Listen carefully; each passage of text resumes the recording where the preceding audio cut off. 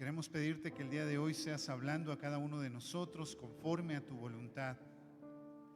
Ayúdanos, Señor, a corregir todo aquello que está mal en nuestra manera de ver tu evangelio.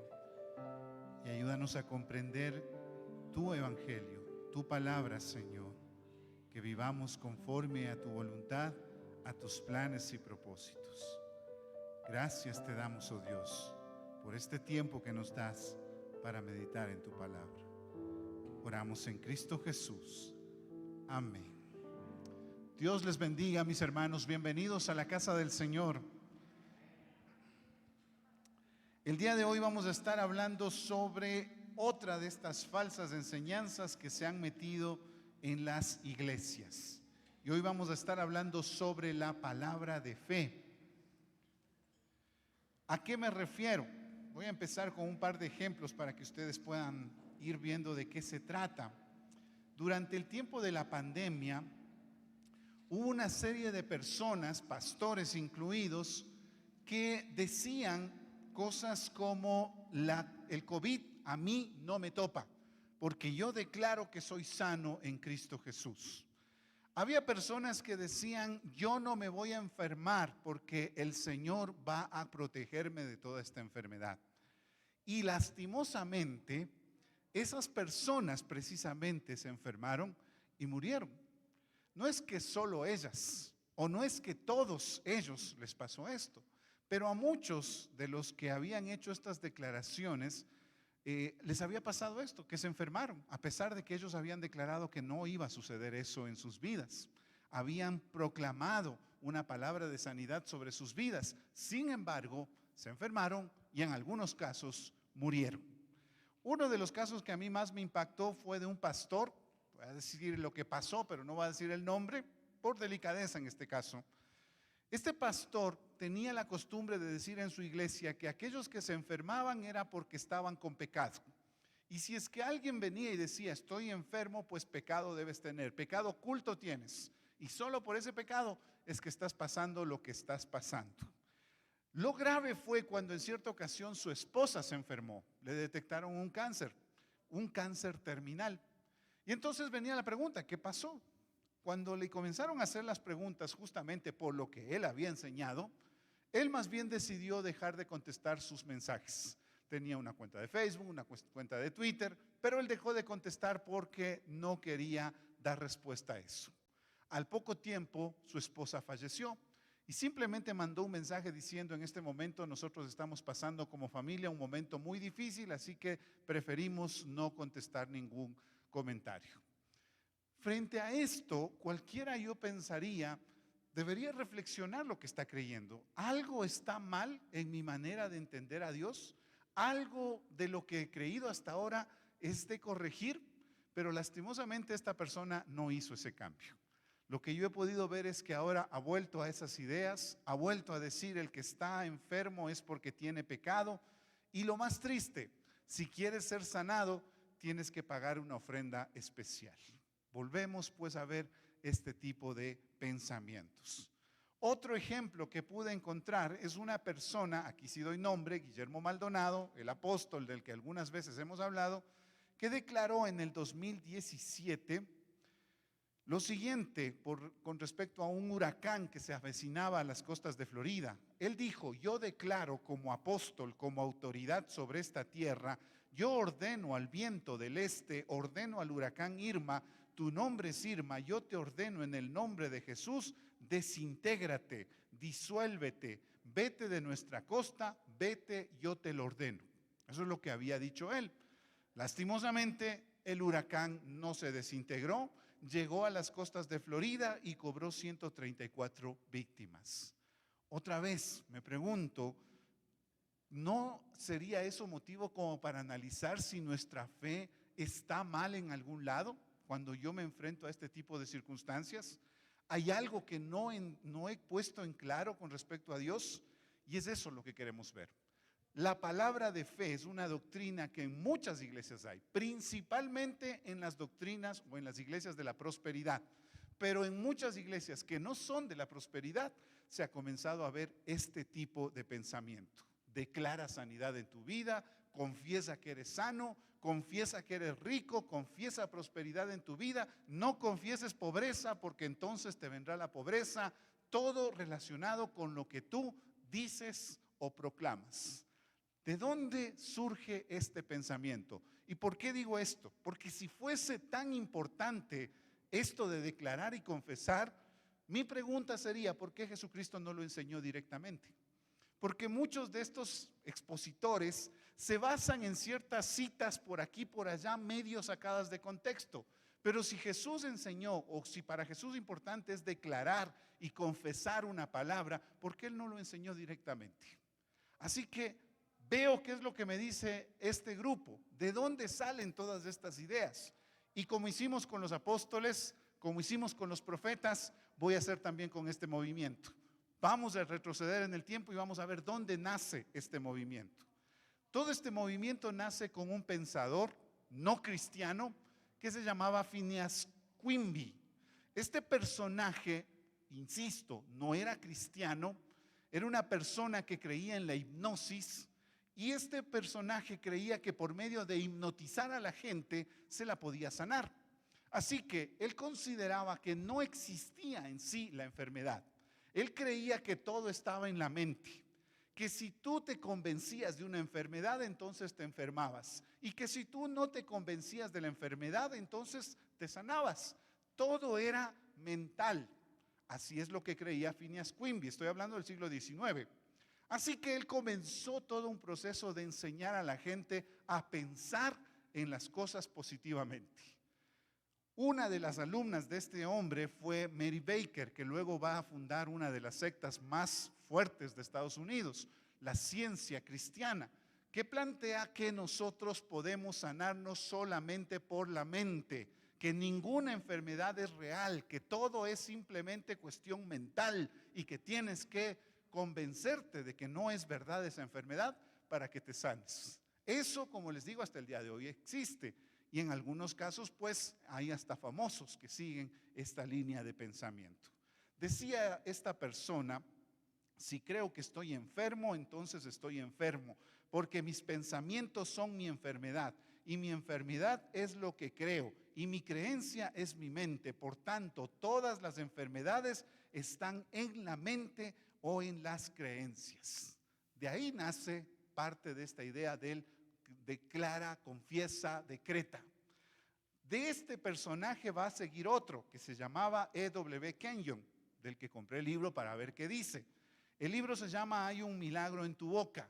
Y lo que él plantea, siguiendo a su maestro, porque Kenyon fue discípulo de Quimby, Kenyon dice que nosotros debemos declarar la palabra, porque cuando declaramos la palabra, declaramos sanidad y declaramos prosperidad. Y cuando declaramos eso, las bendiciones de Dios vienen a nuestra vida. Es una mezcla entre una filosofía foránea de la Biblia y algo de Biblia. Dice Kenyon, por ejemplo, declara sanidad y salud, no lo enfermo que estás. Isaías 33:24 nos predice un tiempo futuro en el que no dirá el morador estoy enfermo. Esta es una buena práctica en la vida del reino. No digas que estás enfermo, antes bien proclama la palabra que sana. Por su llaga he sido sanado. Declara éxito en las finanzas, no pobreza y miseria. Declara éxito matrimonial, no fracaso en el matrimonio, porque entonces harás prosperar tu camino y todo te saldrá bien. Ahora, yo quisiera que noten algunos problemas en esto que acabo de leer. Él dice que Isaías 33:24 declara que en el futuro, ¿qué va a suceder? En el futuro, dice este autor, según Isaías 33:24, la gente dirá, no estoy enfermo. Pero el texto bíblico, cuando tú lo lees, lo que está diciendo es que en ese momento dirán, no estoy enfermo, pero porque no estaban enfermos, porque Dios se llevaba toda enfermedad. ¿Y de qué tiempo está hablando Isaías? Del paraíso, del reino de Dios. De ese tiempo está hablando. Sin embargo, este hombre dice, no, es de aquí, de ahora, de este momento. Ahí ya hay un fallo de interpretación. Y luego, vuelvo y repito lo que dice él. Declara éxito en las finanzas, no pobreza y miseria. Declara éxito matrimonial, no fracaso en el matrimonio, porque entonces harás prosperar tu camino y todo te saldrá bien. Josué 1:8. El texto no dice eso. El texto bíblico dice que debo estudiar la palabra. De hecho, le leo para que puedan ver qué es lo que dice realmente. Josué 1:8.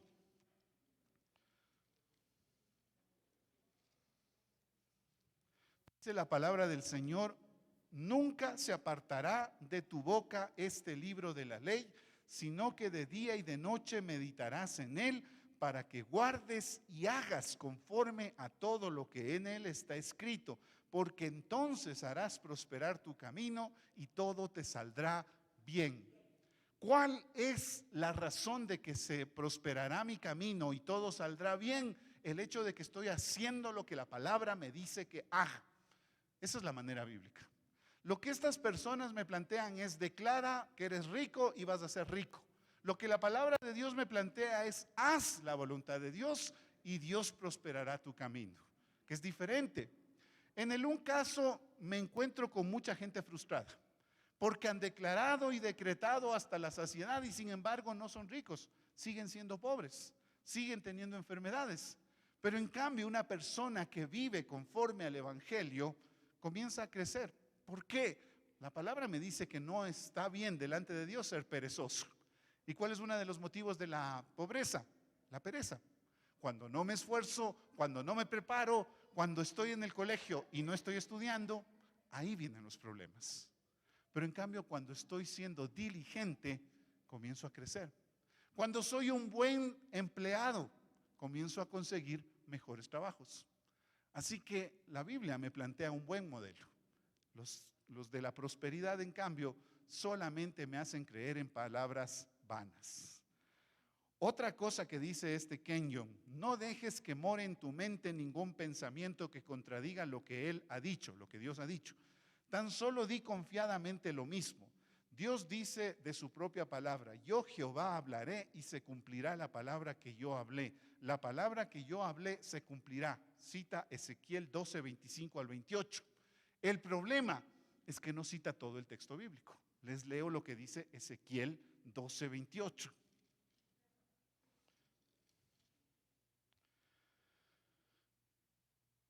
Ezequiel 12:25, perdón.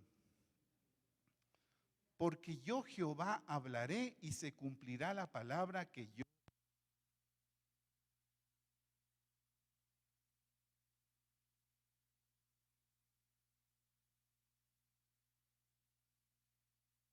Pueden eso. Ezequiel 12:25.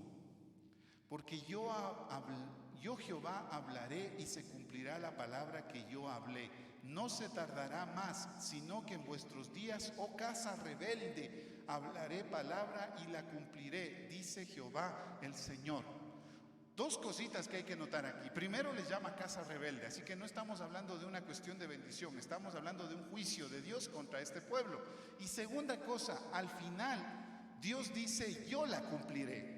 No es que se cumple simplemente porque la declare, es porque Dios la hace que se cumple, que es diferente. Pero hay algo más. La pregunta sigue: ¿qué es lo que se va a cumplir? Y para eso yo tengo que retroceder hasta el verso 19. Dice: y di al pueblo de la tierra, así ha dicho Jehová el Señor, sobre los moradores de Jerusalén y sobre la tierra de Israel: su pan comerán con temor y con espanto beberán su agua, porque su tierra será despojada de su plenitud por la maldad de todos los que en ella moran, y las ciudades habitadas quedarán desiertas y la tierra será asolada, y sabréis que yo soy Jehová. El mensaje es un mensaje de condenación contra el pueblo de Jerusalén por su pecado. Eso de que se cumplía, se cumplía. Pero en cambio Kenyon dice que lo que se va a cumplir son palabras de bendición para que seas rico, próspero y sano. Así que está usando la palabra fuera de contexto. Créanme, mis hermanos, lo que les gusta hacer a los falsos maestros es tomar un texto bíblico y sacarlo de contexto, y con eso te quieren convencer.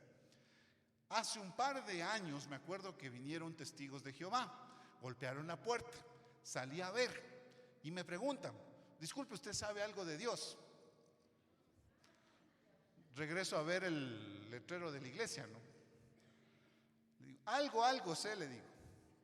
Entonces me comienzan a hablar un poco, ¿no? Me comienzan a explicar y me leen un versículo bíblico y me dicen, no, si ve lo que dice y si ve, yo digo, disculpe, léale completo el texto. Entonces pensó que me estaba diciendo que quería yo leerle en mi versión, ¿no? Entonces me dice, no, nosotros tenemos nuestra versión, esta es la versión autorizada por Dios. No, léale en su versión, pero lea completo, le dijo. Y entonces le lee completo. Y le digo, explíqueme los últimos versos que acaba de leer. Ese rato se puso en apuros, llamó al jefe del grupo, vino el jefe del grupo y me dijo, mire, otro momentito venimos y nos tomamos un cafecito y conversamos.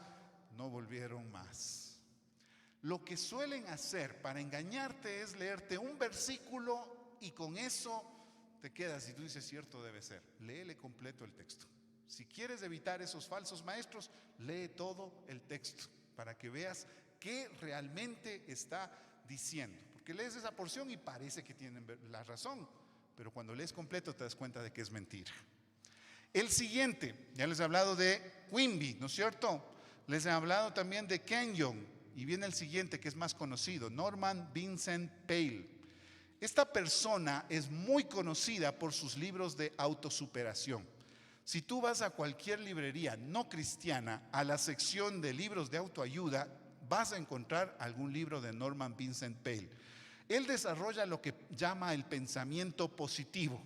Si tú quieres que te vaya bien, entonces tienes que pensar positivamente. Tienes que convencerte de que las cosas son positivas. Y conforme te vas convenciendo, entonces las cosas salen bien. Cuando tú tienes solo pensamientos negativos, te va mal. En base a eso se ha desarrollado todo lo que es la literatura de autosuperación. Que ustedes si van a una librería encuentran pero estantes enteros, repletos de libros de autosuperación. En parte son interesantes porque cuando uno está medio deprimido, como que te hacen sentir el rey del universo. Pero el problema es que te hacen sentir el rey del universo. Te hacen sentir que eres superior a Dios.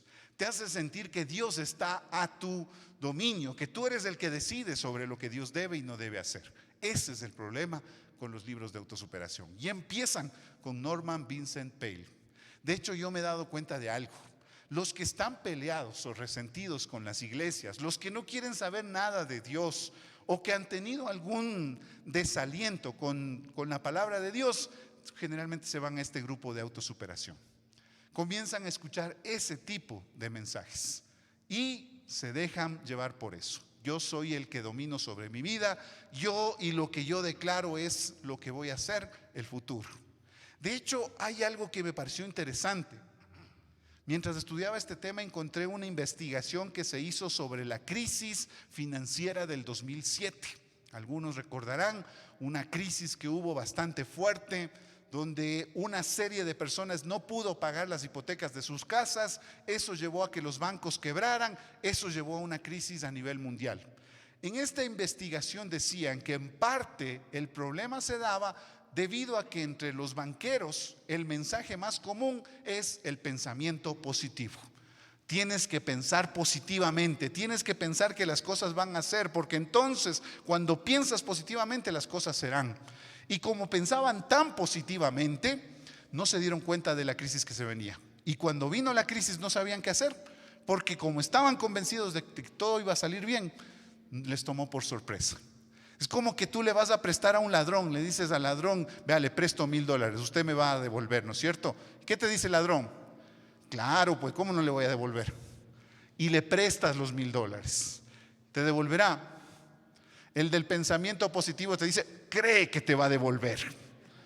Y eso fue lo que nos llevó a la crisis financiera, según esta investigación que se hizo. Así que en base a todo esto, hoy en día se desarrolla en las iglesias toda esta forma de pensar de la palabra de fe. Lo que tú decretas o declaras, eso se cumplirá en tu vida. Si tú decretas enfermedad, eso se cumplirá en tu vida. Si tú dices me siento un poco mal, entonces ese rato te pones mal. Si tú dices yo me siento bien, muy bien, pero bien que bien, entonces todo te va a ir bien. Todo depende de lo que decretes. Ahora, vamos viendo qué es lo que enseñan estos grupos de la palabra de fe. Primero, ellos dicen que la salud y la riqueza son lo que Dios quiere para cada creyente. La voluntad de Dios para cada creyente, para cada hijo de Dios, es que sea rico y que sea sano. Y cuando yo oigo eso me quedo con una pequeña inquietud. ¿Y los que son pobres qué pasa? De hecho, yo me he dado cuenta de algo. Según los estudios, las investigaciones, a estas mega iglesias donde proclaman prosperidad, la mayoría de los que van son clase baja y clase media baja. ¿Qué pasa? ¿Por qué entonces hay esa pobreza? ¿Por qué los únicos que se hacen ricos son los que predican esto? Algo anda mal ahí. Dicen ellos que Dios quiere salud para todos sus hijos. Y sin embargo, la Biblia me muestra ejemplos de creyentes que estuvieron enfermos. La Biblia me muestra que Pablo tuvo una enfermedad, que tuvo problemas con esa enfermedad. La Biblia me menciona a Timoteo, que le dice: Pablo, por favor, tómate una copita de vino por causa de tus múltiples enfermedades. Así le dice Pablo. ¿Por qué no le dijo Pablo: decreta que no tienes esas enfermedades ahora? Le hubiese dicho si eso era bíblico, pero eso no era bíblico. Así que veo ejemplos de personas que tuvieron enfermedades. Pero hay algo más que encuentro en la Biblia. La Biblia me muestra que Jesús no sanó a todos los que estaban cerca de él. Dice el texto que llegaba y sanaba, pero solamente nos narra el relato de uno o dos que sanó. Y el resto, ¿por qué no sanó? Si lo que Dios quiere es la sanidad de todos, ¿por qué solo sanó a algunos? Pero además hay algo más. Ellos dicen que la única manera de que Dios te dé sanidad es por medio de la fe, pero no siempre se ve eso en el texto bíblico. Ejemplo, la mujer sirofenicia, recuerden que cuando hablamos sobre la guerra espiritual hablamos de ella, le pidió a Dios que le sanara a su hija que tenía demonio y le sanó, le quitó el demonio. Pregunta, ¿la hija tenía fe? No nos dice nada de ella. Quien tuvo fe fue la madre. Pregunta, cuando el centurión fue y le pidió a Jesucristo que le sanara al siervo que se estaba muriendo en casa, ¿el siervo tuvo fe?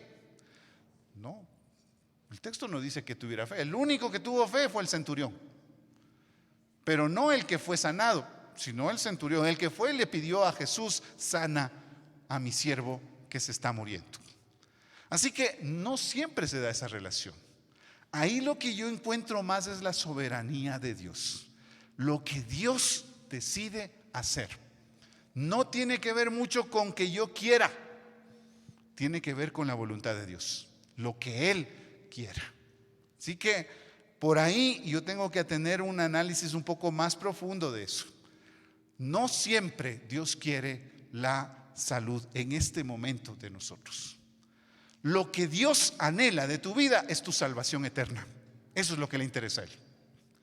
Y hay veces en que Dios tiene que decir no a algunas peticiones nuestras, porque sabe que lo que le estamos pidiendo nos va a alejar de Él. Así que hay veces que Dios tiene que decir no, porque Él anhela más que estés con Él toda la eternidad que simplemente te sientas bien un par de minutos o un par de años. Lo que Dios anhela es tu salvación eterna. Eso le preocupa más a Dios. Segunda cosa que declaran estos predicadores de la palabra de fe: la forma de apoderarnos de lo que nos pertenece por derecho es por medio de las declaraciones de fe y por medio de pactos u ofrendas de fe. ¿Qué es lo que dicen? La salud me pertenece por derecho. O sea, no es que le voy a pedir: no sea malito Dios, sánenme. Lo que le voy a decir es: Señor, me tienes que sanar porque es mi derecho. Eso es lo que plantean. Y de hecho así es como yo he escuchado algunas oraciones. No te pido, Señor, te exijo que me sanes. No te pido que me prosperas, te demando que me sanes, que me hagas rico, que me hagas próspero, porque es mi derecho como hijo de Dios. Así que tengo yo que declarar, decretar y exigirle a Dios que haga mi voluntad. Ya no es hágase tu voluntad. Ahora en esas iglesias es hágase mi voluntad, Señor. Lastimosamente llegan a un punto en el cual Dios se ha vuelto una especie de genio de la lámpara, que lo tengo yo en mi mano y Él me tiene que obedecer. No puede hacer lo que Él quiera. No puede hacer Dios lo que Él quiera. Tiene que hacer lo que yo le digo que haga. Eso es lo que se enseña. Pero hay algo más que yo acabo de decirles. ¿Cómo yo consigo la sanidad y la prosperidad? Les he dicho, declarando. Pero además, les he dicho, por medio de pactos u ofrendas de fe. Otra vez se nos presenta el dinero. Cuando hablamos de los nuevos apóstoles, les dije lo que les mueve, el dinero. Los falsos profetas de hoy en día, lo que les mueve, el dinero. La falsa guerra espiritual de hoy en día, ¿qué les mueve? El dinero. Y ahora, la palabra de fe, ¿qué les mueve? El dinero. Lo que hacen es decirte, tú estás pasando por pobreza, la única manera de librarte de esa maldición de pobreza es dando una ofrenda generosa.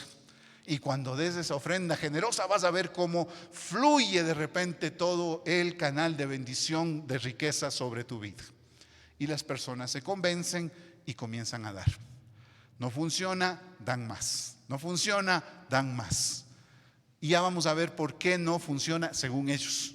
¿Por qué es que yo ya estoy dando ofrendas, ya estoy declarando, ya estoy decretando y sigo con el problema de la pobreza? Ya vamos a ver qué dicen, por qué no funciona en esos casos. Tercero, justo nos toca ahorita, ¿por qué no se da la sanidad? ¿Por qué no se da la riqueza? Si yo ya he declarado, ya he decretado, ya he hecho ofrendas especiales a Dios. Primera razón, según ellos, por no haber tenido la suficiente fe. O sea, te faltó fe. Y la persona cuando escucha eso se siente mal y dice, cierto, me faltó fe, por eso debe ser. No se ponen a pensar, tal vez este es un mentiroso que me está robando la plata. Piensan, no, yo tengo la culpa. Nos dejamos llevar, nos dejamos engañar y pensamos, tengo que tener más fe. La pregunta que deberías hacerte es, ¿cuál es el límite? ¿Cuándo debería yo decir, he tenido la suficiente fe? Pero ellos no te dicen por qué. Porque siempre vas a pensar, todavía me falta un poquito más. Segunda razón que dicen que ¿por qué no has conseguido lo que querías? Porque no has dado lo suficiente. Otra vez, money, cash, tienes que poner más plata. ¿Quieres salir de la pobreza? Tienes que dar más dinero. Eso es lo que te dicen. Y la gente comienza a dar. Uno de los testimonios que leí mientras preparaba este estudio decía una pareja que no podía tener hijos y les dijeron, lo que pasa es que ustedes tienen que dar una ofrenda especial al Señor. Dieron la ofrenda especial, seguían sin poder tener hijos. Así que les dijeron, no, es que a ustedes les falta fe. Pusieron toda la fe que pudieron, no pudieron tener hijos. Les dijeron, no, pero es que lo que pasa es que tienen pecado escondido. Se pusieron a orar y a pedir al Señor que les examinara y por qué. ¿Qué pecado hemos tenido? Ya se arrepintieron de todo lo que pudieron, hasta de sus generaciones pasadas se arrepintieron. No podían tener hijos. Y al final, decía en este testimonio, vendieron su casa, su carro y dieron todo el dinero a este apóstol y no pudieron tener hijos. Se quedaron sin nada, convencidos de que a ellos les faltaba. Y al final se dieron cuenta de que estaban siendo engañados. Mi hermano, esta gente tiende a hacerte sentir culpable. Ten cuidado. La palabra del Señor no hace eso. La palabra del Señor examina mi corazón y me hace ver qué es lo que tengo que cambiar en mi estilo de vida. Pero estos hombres lo único que hacen es hacerte querer tener más dinero. Tercero, según ellos, ¿por qué no puedes tener la sanidad? ¿O por qué no puedes tener la riqueza que tanto quieres? Porque has tocado al ungido del Señor. ¿Qué significa eso? Según ellos, el pastor, el apóstol, el profeta, el patriarca, no sé qué más sean ahora, ¿no? A lo mejor arcángel, no lo puedes topar. Él es el ungido del Señor y cuidado hables mal de él. Si hablaste mal de él, por eso te va mal. Uno de los casos que leí en un libro que se publicó hace poco del sobrino de Benny Hinn, él hablaba de que su madre había tenido un cáncer, un tumor. Y el esposo, que era fanático de su hermano Benny Hinn, le decía, seguro que tú estuviste hablando mal de mi hermano, por eso te enfermaste. Comenzó toda una histeria dentro de la casa sobre por qué la esposa se había enfermado. Dice el hijo de esta mujer que la señora tenía que irse al hospital solo cuando su esposo no estaba en la ciudad, porque cuando estaba le decía: no puedes ir al hospital, eso es falta de fe. Pero si el Señor nos ha dado la sabiduría para entender el cuerpo humano, gracias a Dios por ello. Busquemos también el consejo de quienes se han preparado para poder servir en la salud. Así que cuidado, toques al ungido del Señor. Eso es lo que ellos enseñan. Pero ¿basados en qué? En lo que dice el Antiguo Testamento, que dice que el rey David, cuando todavía no era rey, estaba en una cueva y ahí estaba el rey Saúl. Y entonces le cortó un trozo de la tela del manto que tenía y luego le mostró y le dijo: mira, si yo quería te mataba, pero no lo hice porque no quiero tocar al ungido del Señor, refiriéndose a Saúl y refiriéndose a que lo iba a matar. Así que, mi hermano, mientras no mates al apóstol, tranquilo, no estás mal. Lo único que el texto está diciendo es que David no quería matar a quien Dios lo había escogido. Pero lo que sí me manda la palabra es a examinar el mensaje que me están enseñando. Escudriñadlo todo y retened lo bueno, dice Pablo. Yo tengo que examinar y cuestionar, a ver, esto que me está enseñando, ¿es bíblico o no es bíblico? Pero en esas iglesias te enseñan: cuidado, cuestionas lo que dice el apóstol, cuidado, cuestionas lo que dice el profeta, porque en ese momento, por eso es que eres pobre. La cuarta y última razón, según ellos, por la cual no eres rico y estás en pobreza, es porque te has rodeado de gente con pensamiento negativo. Entonces resulta que tú estás en una de esas iglesias y estás con toda esa convicción de que tienes que ser rico, porque así dice la palabra, te dicen ellos. ¿Qué es lo que te van a decir ahí? Cuidado, te vayas a juntar a esos de la Alianza de Carcelén. Es un pensamiento negativo, no te van a dejar prosperar. Lo que ellos buscan es alejarte de los que te hagan cuestionar al apóstol o al profeta. Es más o menos lo mismo que hace un abusador. Cuando en un hogar una persona es abusiva con su pareja, trata de que su pareja no tenga amistades, para que no tenga con quién conversar, con quién desahogarse, y alguien que le diga: oye, tu pareja te está maltratando, tú deberías denunciarlo. Es mejor para él mantenerlo o mantenerla aislado. Lo mismo hacen estos falsos maestros. Les aíslan y les dicen: no te vayas a juntar con los que son de otra doctrina. Cuidado, iglesias muertas, no vayas a ir por allá. ¿Cuáles son las iglesias muertas? Las que estudian la palabra.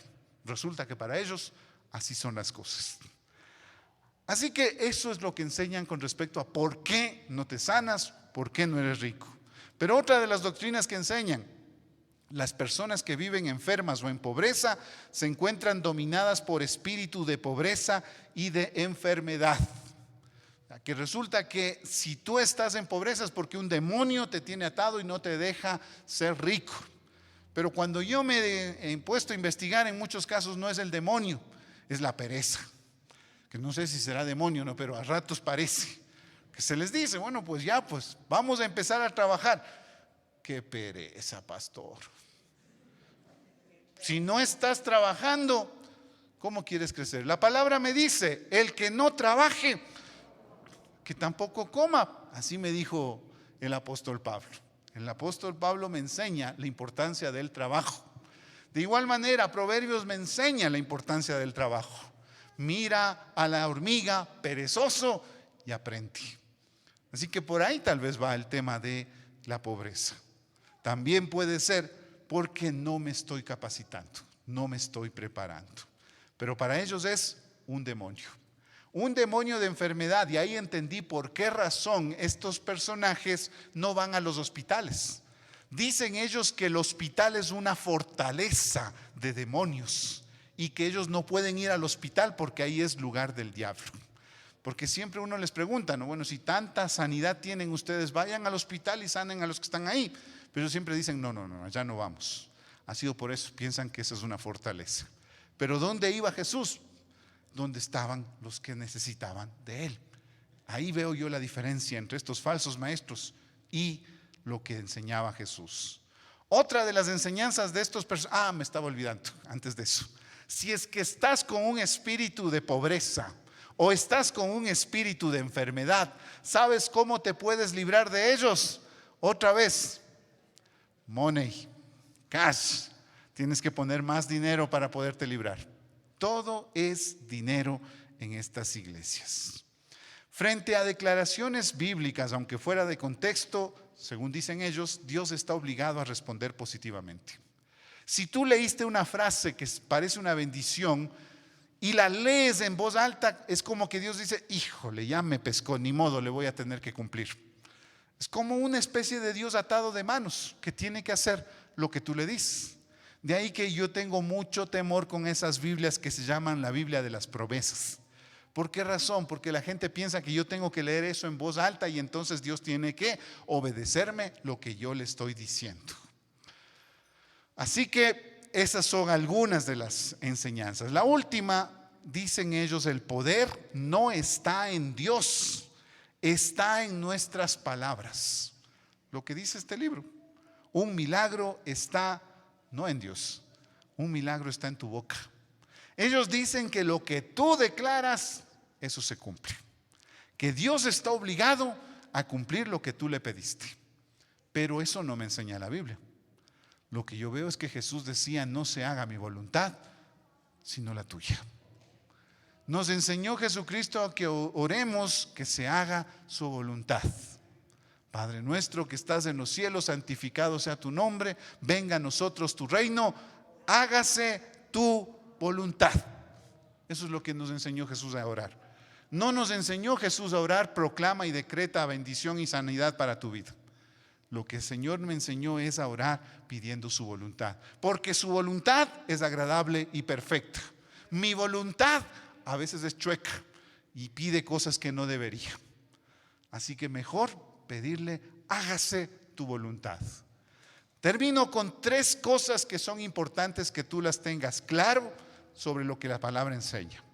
Primero, la palabra enseña que la prioridad para Dios es nuestra salvación eterna.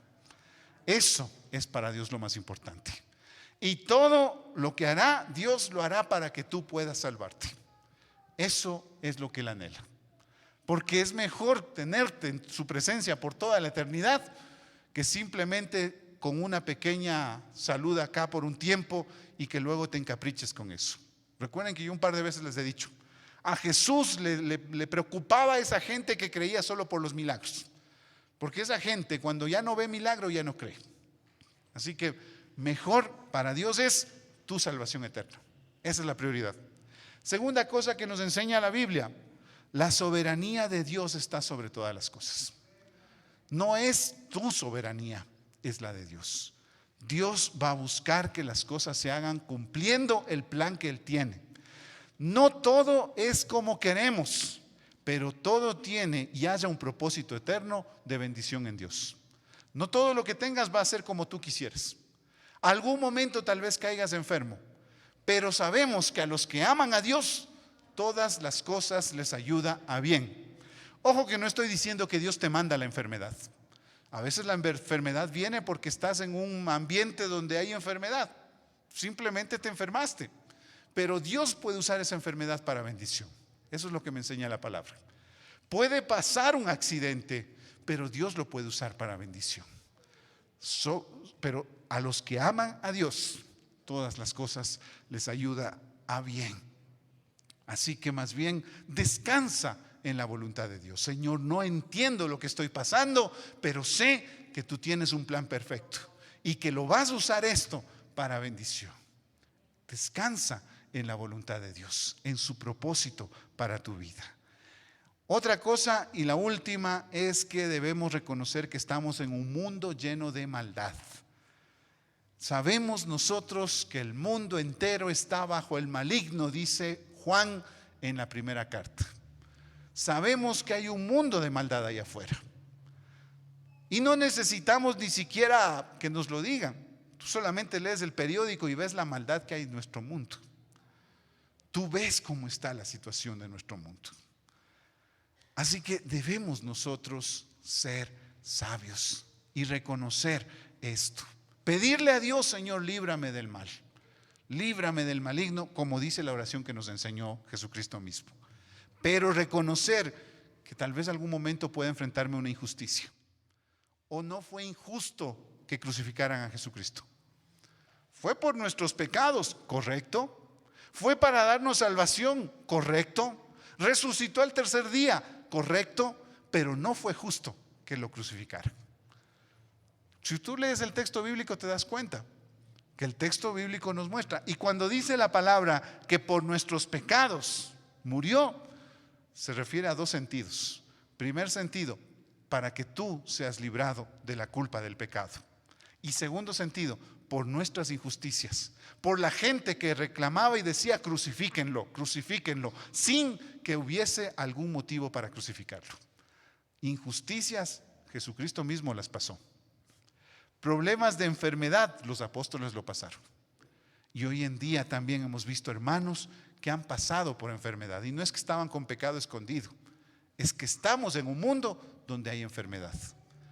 Pídele al Señor que te fortalezca, que te dé paz y que te dé la dirección. ¿Cuál es el propósito de esto en mi vida, Señor?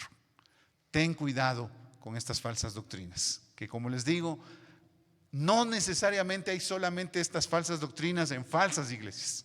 A veces en iglesias de sana doctrina he escuchado estas falsas enseñanzas, porque se pegan, porque son pegadizas, porque suena chévere, porque parece que tengo más fe, pero no es así.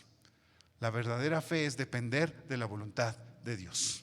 Esa es la verdadera fe. Amén. Pongámonos de pie para orar.